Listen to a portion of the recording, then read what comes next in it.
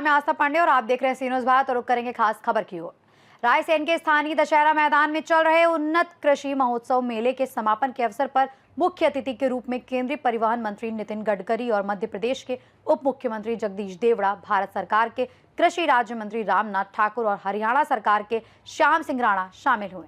इस कार्यक्रम में भारत सरकार के कृषि राज्य मंत्री रामनाथ ठाकुर तथा हरियाणा सरकार के कृषि मंत्री श्याम सिंह राणा भी उपस्थित रहे।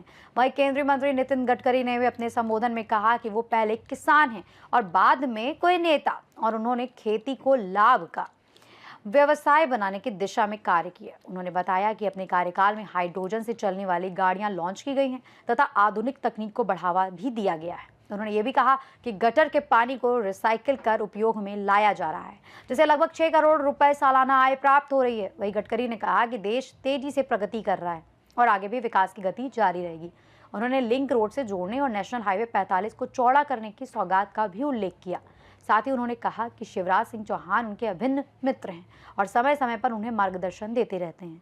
3 दिवसीय इस कृषि मेले में किसानों को उन्नत तकनीक और खेती के नए तरीकों की जानकारी भी दी गई। इस मेले में लगभग 300 से अधिक स्टॉल लगाए गए, जहां किसानों को उन्नत खेती से जुड़ी विभिन्न जानकारियां प्रदान की गई। देश के कृषि वैज्ञानिकों ने भी किसानों को आधुनिक और उन्नत कृषि के तरीकों के बारे में विस्तार से बताया। इसके अलावा देश ही नहीं बल्कि विदेशों की कृषि उपकरण निर्माता कंपनियों ने भी अपने उत्पादों की प्रदर्शनी लगाकर किसानों को आधुनिक उपकरणों की जानकारी दी। रायसेन से सी न्यूज़ संवाददाता सैयद अरशद मसूद की रिपोर्ट। रायसेन में आयोजित उन्नत कृषि महोत्सव का समापन किसानों के लिए आधुनिक खेती और तकनीकी नवाचारों की नई दिशा लेकर आया।